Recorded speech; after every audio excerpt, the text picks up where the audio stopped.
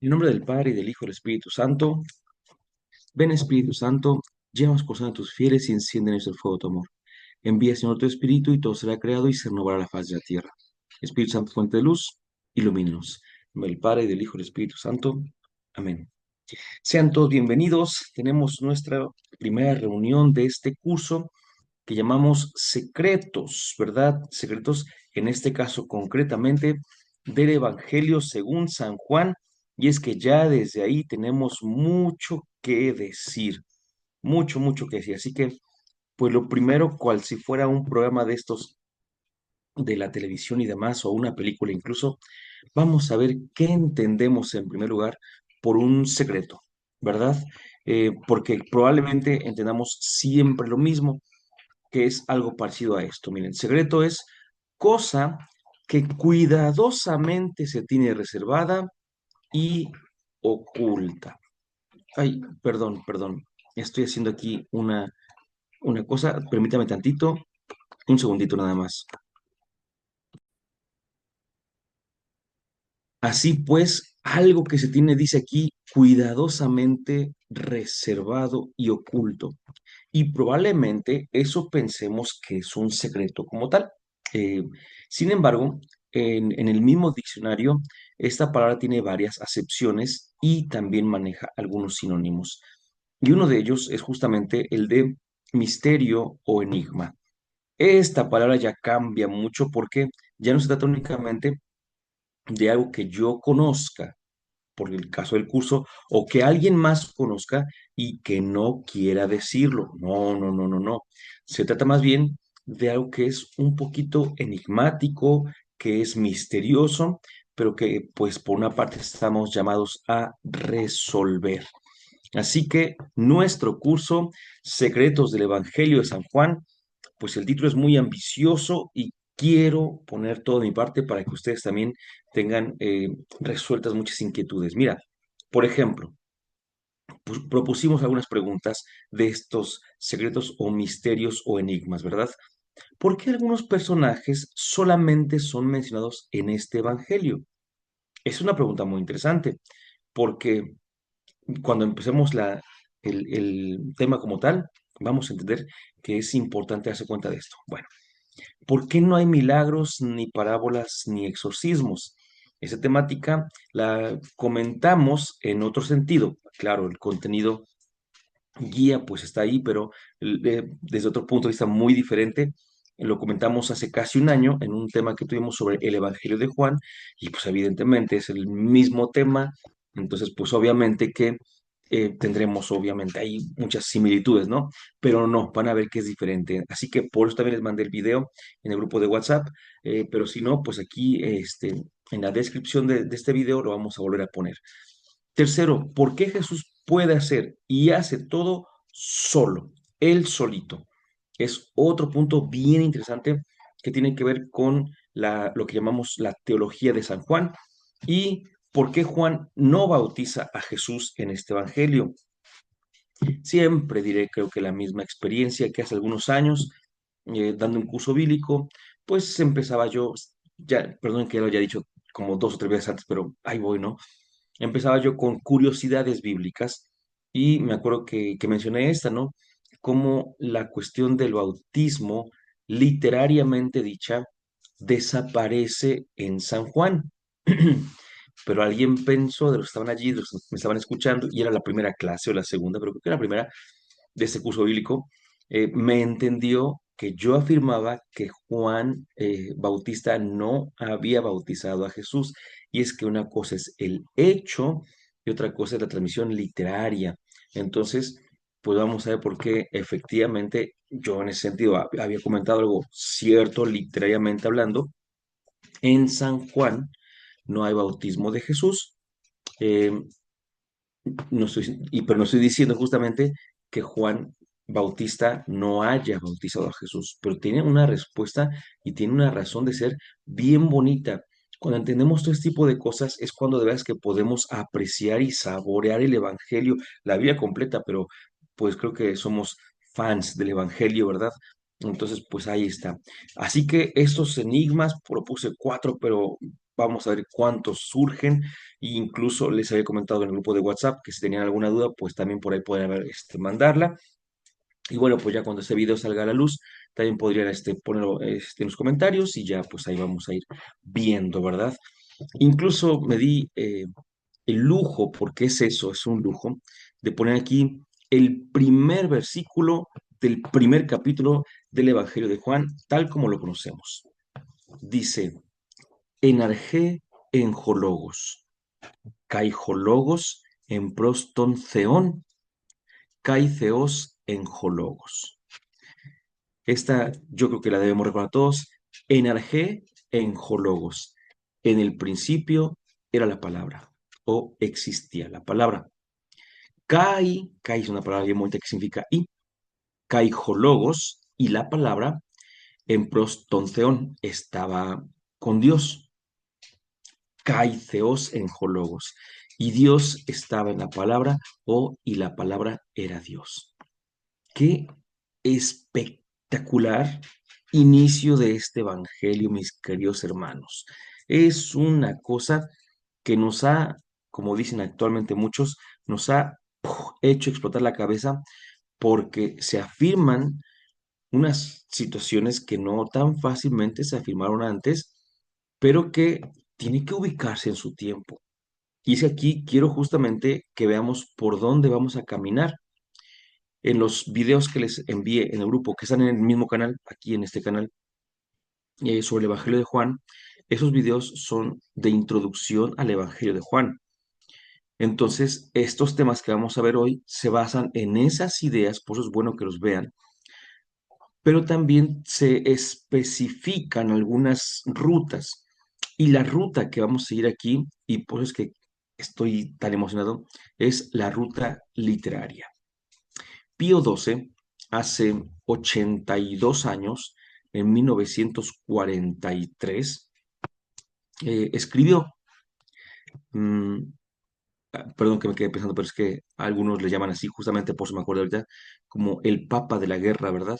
Porque él era el Papa que estaba cuando el conflicto armado que llamamos Segunda Guerra Mundial, pues estaba ahí eh, como tal en vivo, ¿no? Y bueno, es un tema muy interesante, por cierto, ver la acción, las palabras y la postura de la iglesia con respecto a este conflicto, pero el día de hoy no tiene mucho que ver. Entonces, por eso es que me acuerdo nada más porque por la fecha que les decía que en 1943 escribió un texto magistral llamado Divino Aflante Espíritu. Es un texto bellísimo, es relativamente breve, así que los invito a que lo lean porque se puede leer tranquilamente, está en la página del Vaticano, entonces ahí lo podemos leer.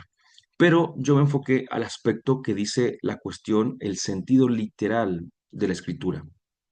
Y pues ahí, en los números 22 y 23, viene lo que voy a leer a continuación, de Pío XII, insisto, Papa Pío XII. Dice, así pues, el intérprete, con todo esmero y sin descuidar ninguna luz que hayan aportado las investigaciones modernas, esfuércese por averiguar cuál fue la propia índole y condición de vida del escritor sagrado. ¿En qué edad floreció? ¿Qué fuentes utilizó? Ya escritas, ya orales. ¿Y qué formas de decir empleó? Porque a nadie se oculta que la norma principal de interpretación, escuchen, la norma principal de interpretación es aquella en virtud de la cual se averigua con precisión y se define, aquí suenan todas las campanas y redobles, ¿qué es lo que el escritor pretendió decir? Acuérdense siempre de eso. Para interpretar adecuadamente hay que saber qué es lo que el perdón, lo que el escritor pretendió decir. Como egregiamente lo advierte San Atanasio. Aquí, como conviene hacerlo en todos los demás pasajes de la Divina Escritura, se ha de observar con qué ocasión habló el apóstol. Se ha de atender con cuidado y fidelidad cuál es la persona, cuál el asunto que le movió a escribir, no sé que uno, ignorándolo o entendiendo algo ajeno a ello, vaya descarriado del verdadero sentido. La semana antepasada, si no me equivoco, pasado o antepasada, tuve la oportunidad de decirle esto justo a unos alumnos.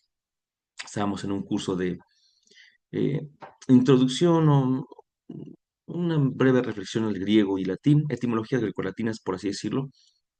Y allí, pues, dentro de los ejemplos surgió un caso de la Biblia, justamente, ¿no? Y entonces me acuerdo que yo les dije acerca de la Torre de Babel, porque mi alusión iba a que en el hebreo no se tenía, no se tiene, pero no se tenía, mejor dicho, en el hebreo bíblico el superlativo.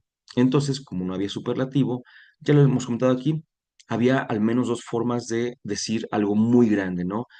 Y siempre pongo los mismos ejemplos. En lugar de decir santísimo, decían santo, santo, santo. Fórmula que ha llegado a nosotros en la Sagrada Eucaristía, ¿verdad? Cantamos santo, santo, santo, que es lo mismo que cantar santísimo. O decimos a veces el santo de los santos. Entonces, estas dos formas de decirlo tres veces o de hablar, perdóname que lo diga así, nominativo, genitivo, pues es porque en su lenguaje así es como se expresan ellos. Y entonces les puse un ejemplo, pensando en estas ideas de algo muy grande o muy alto, les digo, pues está la Torre de Babel.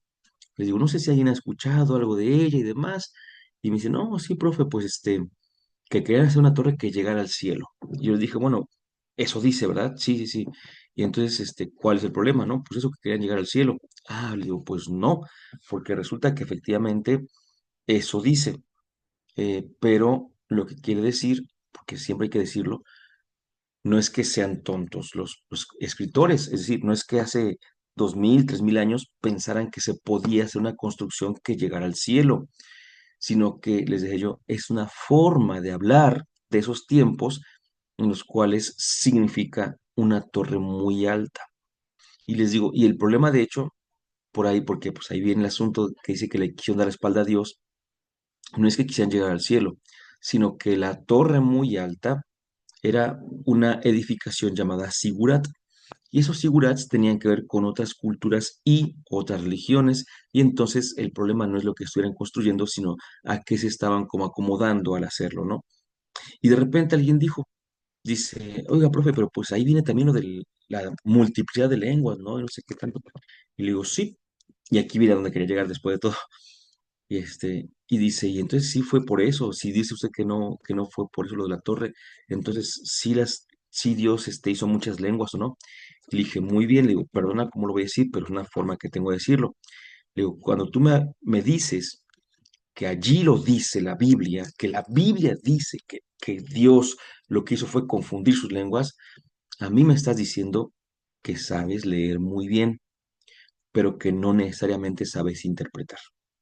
Ahí está el asunto, ¿no? Decíamos, saber leer la Biblia no significa saber interpretarla. Todos podemos leerla y todos podemos en un sentido actual. Es decir, yo ahorita mismo puedo leerla, pero interpretarla, aunque todos podríamos, pues después de un estudio o algo así, no necesariamente todos podríamos en este momento, ¿verdad? Entonces, por eso es que a veces sabemos leerla, pero no sabemos interpretarla. Y entonces aquí viene el asunto, fíjense, una de las cuestiones que hay que tomar para poder interpretar adecuadamente un texto bíblico, por cierto, esto para toda la Biblia, no es solamente para el Evangelio de Juan, es atender al autor, al escritor de ese texto, porque él tenía algunas intenciones, tenía eh, unas creencias muy arraigadas, tenía una forma de ver la vida, tenía una cultura, entonces hay que ver qué es lo que él decía, ¿no?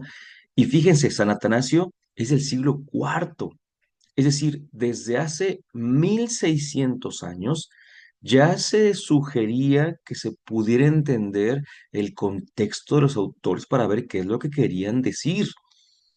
Pues dónde vamos cayendo, que a veces nosotros no tomamos en cuenta esto y no tomamos en cuenta la intención del autor, ¿verdad? Bueno, seguimos con San Pío XII.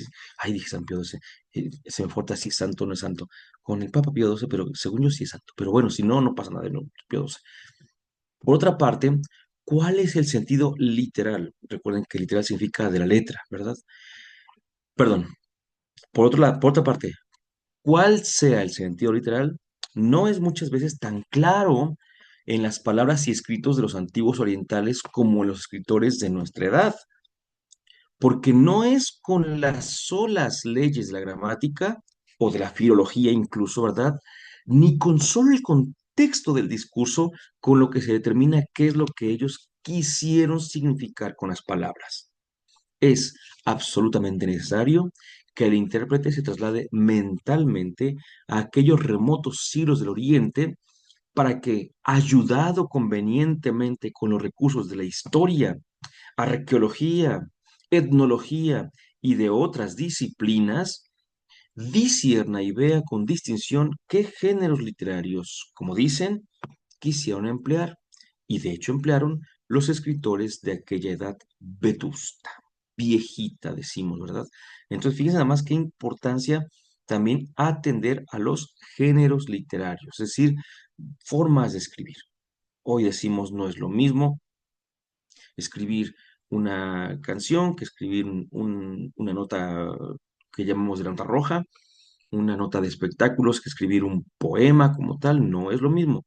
Entonces, hay que atender a los géneros literarios, pero resulta, vean, que los antiguos orientales no empleaban siempre las mismas formas. Escuchen eso, los autores orientales, los antiguos orientales, no empleaban siempre los mismos géneros literarios. A veces escribían históricamente y a veces no, ¿sí? Y las mismas maneras de decir que nosotros el día de hoy, sino más bien aquellas que estaban recibidas en el uso corriente de los hombres de sus tiempos y países.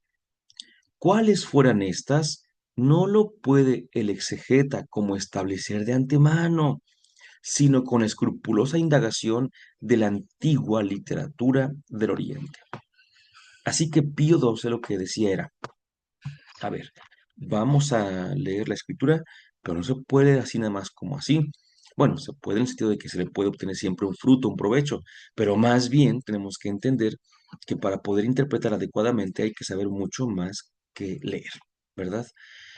Así que, si estamos dándonos cuenta, perdón, quiero que vayamos un poco por el aspecto literario. Y para ello, justamente vamos a proponer eh, una cuestión bien interesante que viene en, en la Biblia de nuestro pueblo, en la edición del peregrino, perdón, es la Biblia de nuestro pueblo, así se llama, que es, el texto es de la Biblia del peregrino, de Luis Alonso Shekel. Y hay un conjunto de estudiosos que hace, también ayuda a poner las introducciones y comentarios, y allí tiene, recomiendo de hecho, muy buenos comentarios, muy buenas anotaciones, una Biblia que sea muy accesible, esa, la Biblia de nuestro pueblo. Es muy, muy accesible y tiene buenos comentarios. Bueno, allí vienen estos aspectos literarios, así que pongámonos bien atentos porque es súper importante. Caemos de toda la escritura a los evangelios y los evangelios al Evangelio de Juan. El Evangelio de Juan posee un estilo único, pleno de vigor y también de vitalidad. Si nos fijamos en la manera concreta en que está redactado, habría que calificar a su estilo como de oleadas, olas, olas. Habla con la profundidad y la paciencia del mar. Pero ¿qué es lo que hace una ola? Va y viene, va y viene. Refiere una afirmación, la reitera, la vuelve a repetir y así va progresando el discurso como olas repetidas que poco a poco van cubriendo la orilla. Es decir, que San Juan, literalmente hablando, crea un tema o tiene un tema en mente y para ponerlo lo dice de una manera, lo refuerza de otro, repite de otra manera, y esto hace que el lector o el oyente de la palabra vaya como que reforzando, reforzando, reforzando, hasta que ¡pum! Llega justamente a lo que quiere llegar, porque también San Juan utiliza muchos,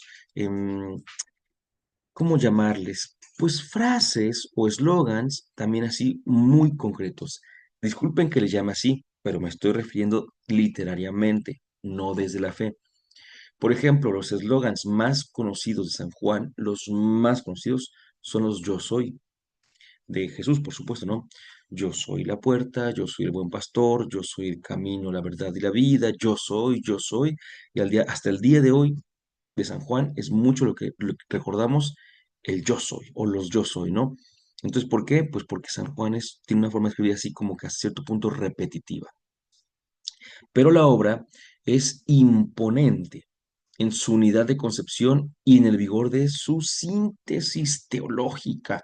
Recomiendo los videos que les mandé en el grupo que están aquí, que propusimos hace casi un año, introductorios al Evangelio de Juan, porque voy retomando algunas ideas. Y es que recordemos que la teología de Juan ya es una teología que está bastante madura para empezar. Ya se han comprendido conceptos que San Marcos no comprendía o que los primeros discípulos de los discípulos no entendían y ya se empiezan a decir otros nuevos conceptos. Es una teología bastante alta y por eso es que tiene un vigor, ¿no? En su síntesis teológica. Ahora bien, la belleza del Evangelio no se limita a la forma, ahora les explico esto, contribuye también a presentar la novedad absoluta del mensaje que transmite, la gloria de Jesucristo, desplegada en nuestra historia, que Juan, el testigo, ha contemplado y que ahora la narra.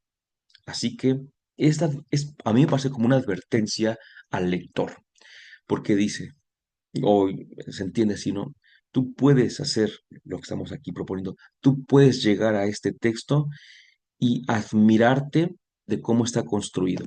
Una belleza. Pero tendrás que ver también qué es lo que habita en el texto, de qué habla el texto.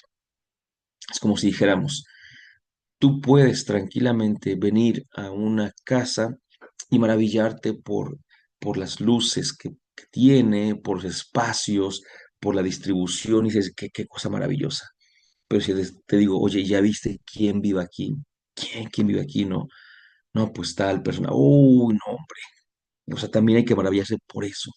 Así que no lo dejemos de lado. Seguramente, primero Dios, en nuestra última reunión retomemos esa idea, pero el día de hoy empezamos hablando de las formas, los aspectos literarios.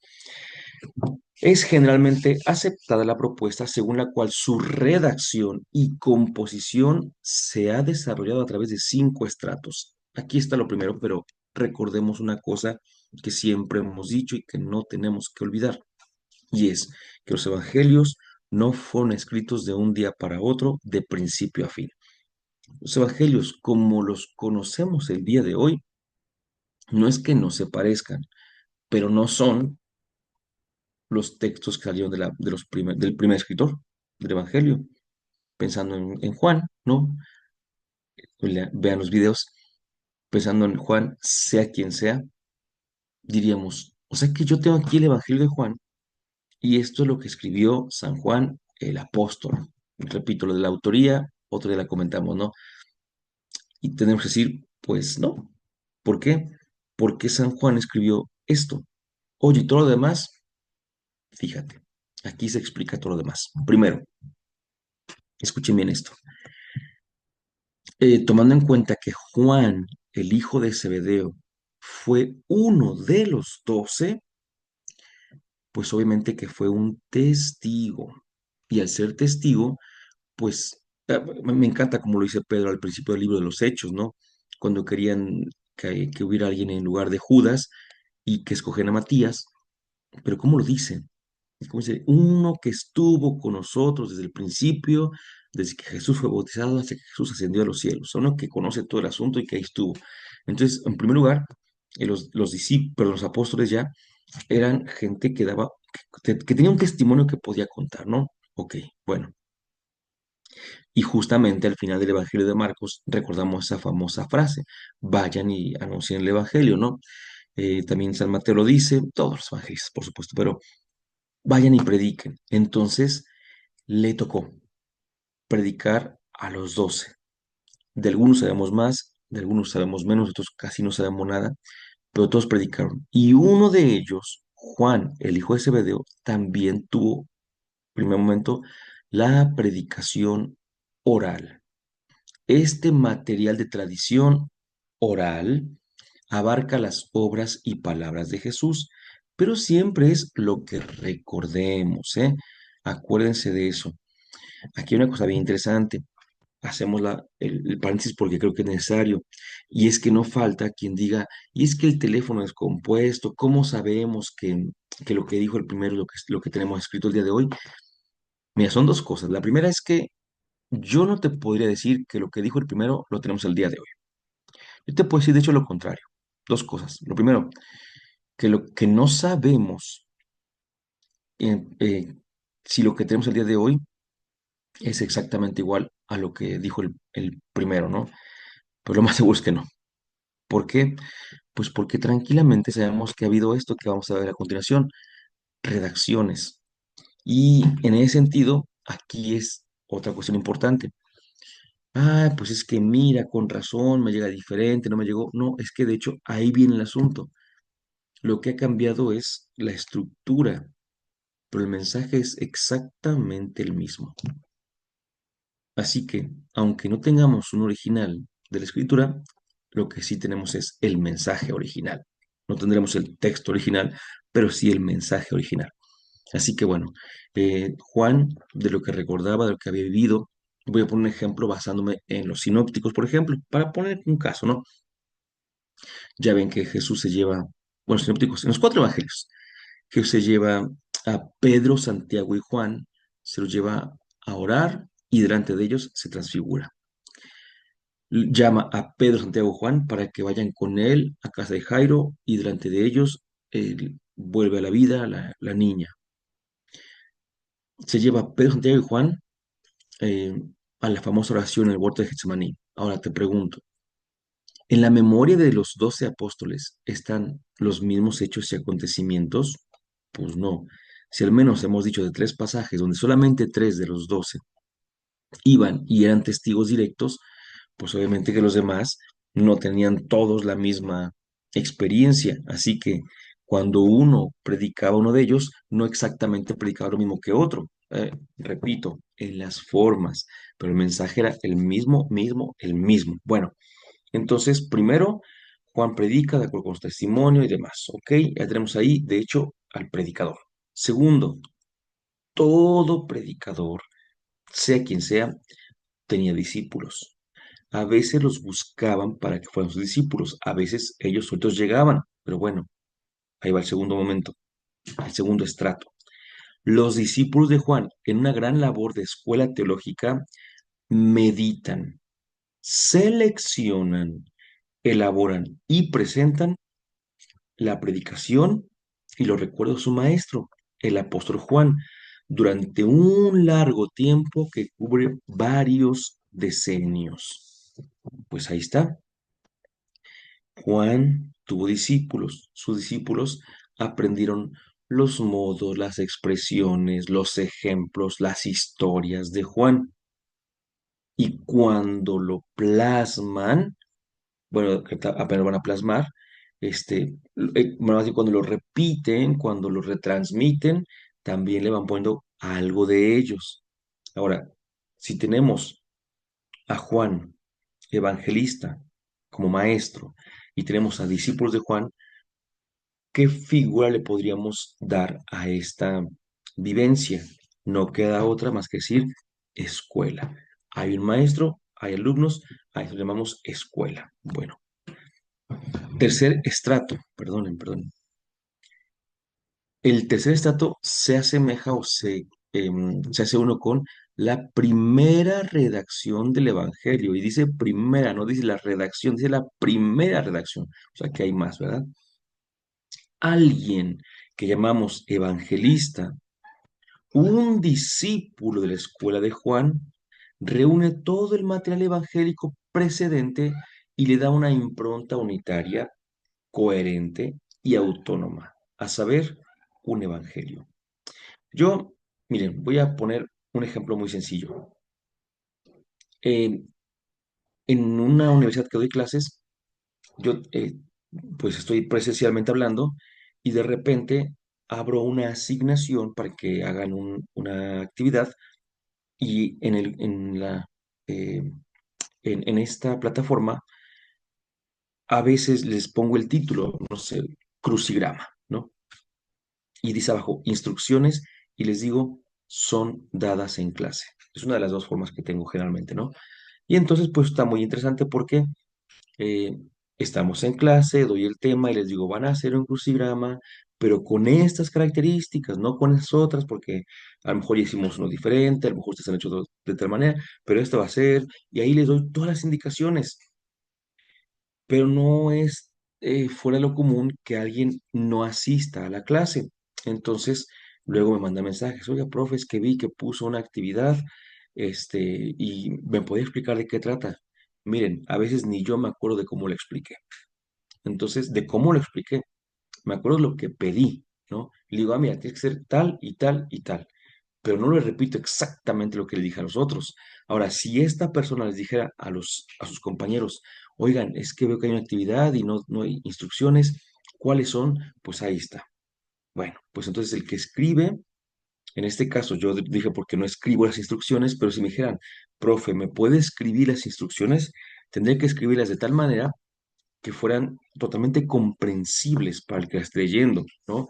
Ni modo que dijera, eh, primera instrucción, vierta el agua caliente en los fideos. Segundo punto, antes de haber vertido el agua tiene que hacer otra cosa. Oh, pues, no, o sea, como que no tiene lógica eso, ¿no? Tenemos que ir paso a paso, paso a paso. Bueno, tomando en cuenta eso entonces, es que viene un escritor que dice, yo escuché a Juan y dijo esto, un día nos enseñó tres cosas, otro día nos enseñó las mismas tres, pero primero dijo una que había hecho después, y luego nos enseñó otra cosa y quitó, cambió, y pues Juan predicaba también como el Espíritu le iba diciendo, pero yo al escribir debo elegir una forma de cómo ponerlo. Entonces, la forma casi siempre es la más coherente. Así que empieza la primera redacción del Evangelio, donde un evangelista, siguiendo el mensaje de Juan, pone por escrito el material que de él venía, de Juan. Cuarto estrato, una segunda redacción del Evangelio. ¿Cómo que una segunda si ya tenemos una primera? Aguanten tantito y ahorita veremos. Se trata de una edición posterior que pretende responder a las nuevas situaciones y conflictos originados en la iglesia, como la situación de los cristianos oriundos del judaísmo que eran expulsados de las sinagogas por confesar a Jesús. Veas el relato del ciego de nacimiento. ¿Qué significa esto? Bellísimo y facilísimo. Y de hecho lo hemos comentado en otros lugares. Si ustedes recuerdan, el ciego de nacimiento en el capítulo 9 de San Juan tiene una afirmación bien interesante, porque llaman a sus papás para ver si él es el ciego y que porque ya ve. Y dicen, oigan, pues es que de que nuestro hijo sí lo es, pero porque ve no sabemos, ya tiene edad, pregúntenle. Y dice el Evangelio que solo decían por miedo, porque los judíos ya se habían puesto de acuerdo en que em, si alguien aceptaba a Jesús como el Cristo, sería expulsado de la sinagoga. Ok, y lo dice el Evangelio. ¿Sabes qué es lo interesante? Que eso quedó dicho por los judíos, sí, pero hasta el año 90 aproximadamente. ¿Y qué tiene que ver eso? Pues que resulta que Jesús murió en el año 30. Entonces, lo que dice el texto de que los papás del ciego de nacimiento dijeron eso, no pasó en tiempos de Jesús, pasó mucho tiempo después. Entonces, ¿qué es lo que pasó aquí? Que nos damos cuenta de que, pues si no pasó en tiempos de Jesús, pues San Juan no pudo haber dicho eso, ¿no? San Juan, el discípulo de Jesús, San Juan, hijo de Zebedeo, tenía un mensaje, ese mensaje fue escrito, pero pasa el tiempo y surgen nuevas contrariedades. Y entonces, ¿qué es lo que hacen? No pasa nada. En el Evangelio metemos esas contrariedades con sus respectivas respuestas. Y adivinen qué, que para poder decir este tipo de situaciones, pues fue necesario que se modificaran ciertas conductas, ciertas palabras, ciertos gestos de los personajes que aparecen en los evangelios, pero a veces, y aquí ya estamos llegando al punto importante del día de hoy, después de esta larguísima introducción, pero a veces tuvieron que hacer uso de nuevos personajes, literariamente hablando, o de quitar personajes. Entonces, el primer tema es justamente por qué hay algunos personajes que solamente aparecen aquí en este evangelio. Pues porque este evangelio, al ser el que se escribió mucho después, más tiempo después, tenía ya nuevas peculiaridades. Entonces dijeron, híjole, ¿y ahora qué hacemos? Pues vamos a meter nuevos personajes. A ver, así de rápido. Uno que recordemos, casi en orden, pero no necesariamente, Nicodemo. Nicodemo no aparece en los evangelios sinópticos, solamente aparece en el evangelio de Juan. Entonces, ese personaje tiene que ver justamente con un análisis literario del evangelio de Juan, que lo vamos a ver más adelante. De hecho, hoy no, primero Dios la siguiente semana, porque hoy nada más vamos a ver dos que están buenísimos, así que van a ver, van a ver, van a ver. Segundo, pues el ciego de nacimiento, justamente, porque es cierto que en los evangelios se habla de muchos ciegos y en ocasiones se habla de ciegos de nacimiento, pero este ciego de nacimiento es otro totalmente distinto.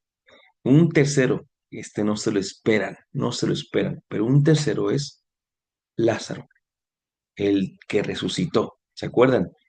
¿Por qué? Pues porque Lázaro, hermano de Marta y María, según el Evangelio de Juan, en realidad nunca es mencionado. Tiempo. Es nombrado o son nombradas Marta y María en el Evangelio de Lucas, sí, capítulo 10, cómo no, todos recordamos aquel pasaje donde Marta, Marta, muchas cosas, tal, tal, ¿no? Pero María ha elegido y escogió la mejor parte y nadie se la va a quitar, ¿no? Ok, ahí está Marta y María, pero no está Lázaro, ¿verdad? Y hay algunos que ya después vamos a ver mejor, ahí lo dejo, pero Lázaro no estaba, ya no hay Nicodemo, no hay ciego de nacimiento, en los sinópticos no hay Lázaro, o sea, son un montón de personajes. La samaritana, por ejemplo, ¿no? Son demasiados personajes. Ahorita vamos a ver dos que no se los imaginen. Bueno, uno puede que se lo imaginen, otro creo que no están en los evangelios sinópticos. Y a veces hay personajes de los sinópticos que no aparecen por acá. Y el más claro de todos, que también tenemos que hablar de él, bueno, mencionarlo, es Simón de Cirene. ¿Todos recordamos al Cireneo? Sí. Juan no. Juan no recuerda al Cireneo, no lo menciona, pero vamos a ver por qué, ¿verdad? Entonces, esto se debe, repito, a un segundo momento de redacción. Ya se hizo el primero, ya quedó bien bonito, pero pasa el tiempo y surgen nuevas cuestiones y que tienen que ser puestas por escrito. Y adivinen qué. Un quinto estrato viene una redacción última y definitiva, hecha por una persona distinta a la de la primera y la segunda redacciones. ¿Qué significa esto? Que para escribir el Evangelio de Juan, perdón, se requirió de muchas manos, así como lo vimos. Este redactor era amigo íntimo o discípulo cercano al evangelista y ciertamente pertenecía a la escuela de Juan. Ah, la escuela, el maestro y los alumnos. Este último redactor ha insertado, escuchen lo que estamos diciendo, metió en la obra ya existente algunos materiales de Juan que él conocía. El añadido, por ejemplo, de 6:51:58 a 6:35:50. Se le atribuye, al revés, ¿verdad? Bueno, vamos a ver más adelante. Ustedes tranquilos, no se preocupen. Se le atribuyen algunas inserciones sin contextos. Perdón, capítulo 6, el pan de vida. 3:31:36 y 12:44:50. Porque estos son pasajes que interrumpen el hilo narrativo. Algunos capítulos los ha cambiado de orden también. Por ejemplo, la resurrección de Lázaro aparece como determinante de la muerte de Jesús. Esto ya lo hemos visto antes. Y como es la gota que derrama el vaso, entonces dice uno, ya la armé, sí, pero es que la gota que derramaba el vaso en los sinópticos era la expulsión de los vendedores. Entonces, dice, uff, pues, ¿qué hago? No puedo quitar este texto porque es muy importante, la expulsión de los vendedores, pero tampoco puedo poner en lugar de Lázaro porque es el culmen de mi narración. Entonces, ¿qué hago? Pues la pongo en otro momento, ¿verdad? La resurrección de Lázaro aparece como determinante en la muerte de Jesús. Para ello, ha debido adelantar la expulsión de los vendedores del templo, que en los sinópticos aparece como causa de la muerte de Jesús, justamente lo que acabamos de comentar, y lo puso al comienzo de la vida pública. Y entonces ha reagrupado los grandes discursos de Jesús en el discurso de despedida. Miren, a ver, por ejemplo, si ustedes recuerdan, cuando hablamos del Evangelio de Mateo hace algún tiempo, o si han leído, que yo creo, o en algún curso en el que hayan estado, Mateo condensa en 5 discursos la enseñanza de Jesús. Por ejemplo, tenemos el discurso inaugural, el que todos conocemos, el Sermón del Monte, como le llamamos, ¿no? Después tenemos el discurso 5 a 7, el discurso apostólico, luego el discurso parabólico, luego el discurso eclesial y por último el discurso se me fue el nombre, escatológico, ¿sí? Son 5 discursos, pero porque están en la intención de Mateo y quiere presentarlos así, ¿ok? Bueno, pues las bienaventuranzas mismas, para no ir tan lejos, dentro de esos discursos se suele decir lo siguiente: Jesús dijo las bienaventuranzas, respuesta sí, pero según algunos estudiosos, Jesús, a pesar de que habría dicho las bienaventuranzas, las habría dicho en distintos momentos. Esto haría que las reagruparía San Mateo en un solo momento de un discurso más grande, que es el discurso inaugural, y no tiene nada de malo, ¿sí? Pues aquí, por ejemplo, el último redactor se aventó unos discursos de despedida de Jesús que, mira, estaban maravillosos, pero pues ya estaba el Evangelio escrito. ¿Qué es lo que hizo? Pues buscó. Yo personalmente desconozco cuál es la lógica de esa respuesta o de esa solución que propone, pero entre el capítulo 14 y 15 originales, metió el 3 capítulos, por así decirlo, ¿no? Porque pues, obviamente no eran capítulos porque todavía no estaban separados como tal, pero metió 3 capítulos. Y entonces el capítulo 14 sigue siendo el 14, pero el 15 pasó a ser el 18, ¿sí? Y entonces fueron añadidos el 15, 16 y 17. Esto lo vemos porque si leemos el final del capítulo 14 y de inmediato leemos el principio del capítulo 18, veremos que hay una sintonía muy bonita, ¿sí? Pero si leemos el capítulo 14, su final, con el principio del 15, hasta se contradice. Y les dijo, pues, levantaos, vámonos de aquí, que no sé qué tanto. Y en lugar de levantarse, empieza a predicar otra vez Jesús. Y, oh, ¿qué está pasando, no? Bueno, son inserciones, ¿no? Entonces dice que ha reagrupado los grandes discursos de Jesús en el famoso discurso de despedida y también se le atribuyen algunos textos de contenido sacramental.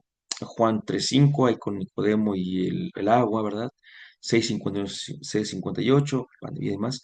La conclusión del capítulo 21, ese añadido tan bonito, el epílogo famoso, y la denominación de discípulo amado a quien había sido su maestro. Interesante. Interesante, ¿verdad? Así que pues vamos a ver el día de hoy. Pulsamos sobre tiempo ya, solamente a dos personajes que no vienen. Escuchen cómo lo voy a afirmar, porque yo creo que vamos a ir de para atrás cuando veamos el primero, pero no vienen en los evangelios sinópticos. El primero es la madre de Jesús. ¿Cómo que no vienen? Claro que vienen, Sergio, si ahí Mateo lo comenta, Lucas lo comenta, Marcos también habla de ella. Espérame, tantito, escúchame. Dijimos la Madre de Jesús. Ese texto lo saqué de la página de una parroquia, el texto, porque me encantó, me encantó. El contenido lo hemos dicho muchísimas veces, pero cuando leí ese texto, dije, es lo que hemos comentado muchas veces, pero puesto de una manera bien bonita. Por eso dije, lo copio tal cual, ¿verdad? Dice, la Madre de Jesús. Es un personaje único del Evangelio de Juan. ¿Cómo crees? Vamos a ver a qué nos referimos. En efecto, en el Evangelio de Juan, María es vista no solo como un personaje real, sino además con un valor simbólico al encuadrar. este evangelio la vida pública de Jesús entre dos escenas en las que aparece su madre, encuadrar principio y fin, y que son dos grandes momentos del evangelio. Se trata, en primer lugar, de las bodas de Caná, al comienzo del ministerio de Jesús, cuando todavía no ha llegado la hora, y la segunda escena, la crucifixión y muerte de Jesús, 19, 25, 27, cuando había llegado su hora de pasar de este mundo al Padre y es la hora de la glorificación. Para que lo entendamos, vean los videos que les mandé sobre introducción al Evangelio de Juan. Ahí se explica esto de los libros y todo esto que es la hora de Jesús. Entonces, el Evangelio de Juan guarda al respecto ciertas particularidades. Fíjense, María solo aparece en estas dos escenas en el Evangelio de Juan y no se la menciona en el resto del Evangelio. Bueno, pero es que no es María, tal cual, estrictamente hablando, sino que es la madre de Jesús. Ojo, leemos. Además, no se menciona a María por su nombre, sino que en ambas ocasiones se le da el título de su madre, la madre de Jesús. En ambos momentos, en las bodas y en la cruz, Jesús la llama mujer, palabra que recuerda a la primera mujer del libro del Génesis, Eva, madre de todos los vivientes. Para el evangelista significa que a partir de la glorificación de Jesús, hay una nueva mujer que es la madre de todos los que viven. María es considerada en primera instancia con el título de Madre de Jesús. Sin embargo, en la escena de la crucifixión, Jesús le confía al discípulo a quien él amaba. He ahí a tu madre. Con ello, el Evangelio de Juan presenta a María como madre de los discípulos que aman a Jesús. Entonces, este personaje, madre de Jesús, no viene en los sinópticos, viene María. Voy a decirlo así, la María real, la María histórica, la María que por poquito y San José la deja, la María que estaba ahí cuando llegaban unos extraños a hablar de niños, qué tanto, es esa María es la que aparece en los sinópticos, pero no aparece la Madre de Jesús. Y el segundo personaje con el que vamos a cumplir el día de hoy es uno que es de la casa, por así decirlo, el discípulo amado. Este discípulo no aparece tampoco en los evangelios sinópticos. Duda rápida, respuesta rápida. Pero pues el discípulo amado es Juan, ¿no? Y Juan aparece en los sinópticos. Te voy a decir una cosa. Acabo de comentar que seguimos el texto de la parroquia que encontré, que está, no sé qué libro resuma o, o no saqué la información como la tiene, pero es buenísima. Ahí en la descripción voy a poner también la liga porque es buenísimo como lo presenta. Eh, y esta parroquia sí presenta al discípulo amado como, pues, como Juan, pero nosotros, eh, entendiendo esto, incluso atendiendo a lo que dice, que son dos o tres ideas que me parecen fenomenales, vamos más por la línea que es un personaje simbólico.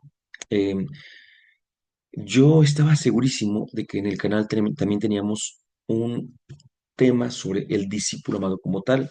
No lo encontré. Solamente encontré, ya tenemos, bendito es el Señor, en el canal más de 200 videos, aunque no todos están visibles, pero como unos 180 sí tenemos visibles, 170, 180 hay visibles, y solamente está uno que sí trata la figura del discípulo amado, pero que la trata en conjunto con Pedro. Así que, este, eh, por ahí se os mando también para que se agregue un poquito la perspectiva. Bueno, el discípulo amado y terminamos. El Evangelio de Juan presenta la figura del discípulo a quien Jesús amaba en 5 pasajes. La mayoría de los estudiosos concuerda en que se trata de un personaje real. La mayoría de los estudiosos. Es decir, un testigo sobre cuyo testimonio fiable descansa la veracidad del propio Evangelio, de todo el Evangelio, porque lo dice así al final. El que lo vio lo atestigua, y su testimonio es verdadero, y él sabe que dice verdad, para que también vosotros creáis. ¿Sí? La tradición cristiana lo ha identificado con Juan el apóstol, aunque el Evangelio de Juan nunca menciona el nombre del apóstol Juan, que es un dato que luego cuando compartimos el tema del discípulo amado, ahí lo mencionamos. Existen discrepancias entre los exégetas sobre la identificación de esta figura sin que al presente pueda asegurarse una solución que satisfaga a todos. A ver, entonces, este texto va más por la idea de que el discípulo amado es entonces una figura real, pero ¿quién es? Tampoco se atrevería a mencionarlo. Se ha postulado que el discípulo amado sería solo una figura simbólica en su obra. Ahí al menos yo comparto esa idea y por ahí la explicamos en otro momento. Sin embargo, una dificultad, este es buenísimo, para considerar la figura del discípulo amado solamente como un símbolo, es que los restantes personajes asociados a él, Simón, Pedro, la Madre de Jesús y el mismo Jesús, son considerados por el autor del Evangelio como personajes históricos. Una yuxtaposición, es decir, que en el mismo cuadro pinte figuras históricas y una figura simbólica, dice, como que no tendría mucho sentido. Una yuxtaposición de personajes históricos y simbólicos no tendría mucho sentido. Lo más evidente es que se deba considerar, además de la figura histórica del discípulo amado, su significado simbólico, algo parecido a lo de María, que hay una esencia, una base real, histórica, pero que cuando se habla del discípulo amado se va más bien por la cuestión simbólica, pero que ahí está su valor real, ¿no? Eh, pero tiene un significado simbólico, pues resulta patente, es el punto importante, por eso también quise que lo tuviéramos, que el discípulo amado tiene una dimensión figurada. Escuchen, que presenta rasgos de ejemplaridad. Ahí está el asunto, ahí está el asunto. Y que en muchas formas es el modelo de cristiano. Pero esto no significa que sea nada más que un mero símbolo. Es decir, tiene una esencia real, histórica, se asienta en un personaje real, aunque sea presentado de una manera ejemplarísima, ¿no? Y este es el punto porque de hecho algunos, incluido su servidor, cree que este discípulo es justamente un simbolismo, ¿no? El discípulo amado aparece recostado sobre el pecho de Jesús durante la última cena, lo que significa que goza de su familiaridad y de sus confidencias, ¿eh? Entonces le pregunta quién es el discípulo que lo va a entregar y recibe la respuesta de Jesús. Durante la crucifixión de Jesús, el discípulo amado aparece al pie de la cruz, junto a la madre de Jesús. Jesús crucificado se la confía y desde aquella hora el discípulo la acogió en su casa. En el día de la resurrección, el discípulo amado corre con Simón Pedro hacia el sepulcro vacío donde Jesús había sido sepultado. Paréntesis. Esta es la cita que da pie al texto del curso de Con Jesús en la Resurrección, Pedro y el discípulo amado, porque justamente dice que corrió junto con Simón Pedro y ahí hacemos el análisis y hablamos de los dos, ¿no? Llega este discípulo primero al sepulcro, pero espera a Pedro para entrar y al entrar ve y cree. El discípulo amado se presenta nuevamente al lado de Simón Pedro durante la aparición de Jesús resucitado a sus discípulos a orilla del mar Tiberíades. Ya estamos en el capítulo 21 y ya está fuera ya sabrán a qué me refiero si ven los otros videos. Y es el primero en reconocer a Jesús. Finalmente, el Evangelio de Juan presenta al discípulo amado como aquel de quien había corrido la voz de que no moriría. El Evangelio explicita, pero Jesús no había dicho a Pedro, no morirá, sino, si quiero que se quede hasta que yo venga, ahí estarán. Considerando la dimensión simbólica del Evangelio de Juan, el discípulo amado por el Señor se identifica con el discípulo ideal de Jesús. El discípulo amado es aquel que tiene familiaridad con Jesucristo y recibe sus confidencias, se sienta junto a Jesús y recibe la respuesta de Jesús. Permanece junto a la cruz del crucificado y recibe a María como su propia madre. Tiene contacto habitual, sencillo y llano con Pedro. Permanece junto a él y lo respeta. Sabe reconocer a Jesús resucitado presente y permanece fiel, es decir, que persevera hasta que Jesús vuelva. ¿Por qué decimos que este personaje no aparece en los sinópticos? Porque en los sinópticos no hay ningún discípulo que pueda hacer todo eso, que lo haya hecho. Entonces es un personaje propio del Evangelio de Juan. ¿Por qué hay personajes propios del Evangelio, únicos de este Evangelio, que solamente los cuenta? Porque en su intención literaria y teológica es bueno añadir personajes para lo que queremos decir. Entonces, a lo mejor para muchos de nosotros recordamos siempre que vivimos bajo un historicismo uf, aplastante. Decir que el autor de un evangelio se inventó un personaje es casi, casi blasfemar. Pero no, recordemos que también hay que entender que la cuestión literaria responde a la necesidad propia de la evangelización y no al revés. Dulce Madre, no te alejes, tu vista de nosotros no apartes. Ven con nosotros a todas partes y nunca solo nos dejes. Ya que nos proteges tanto como el de la Madre, haz que bendiga el Padre, el Hijo y el Espíritu Santo. Amén.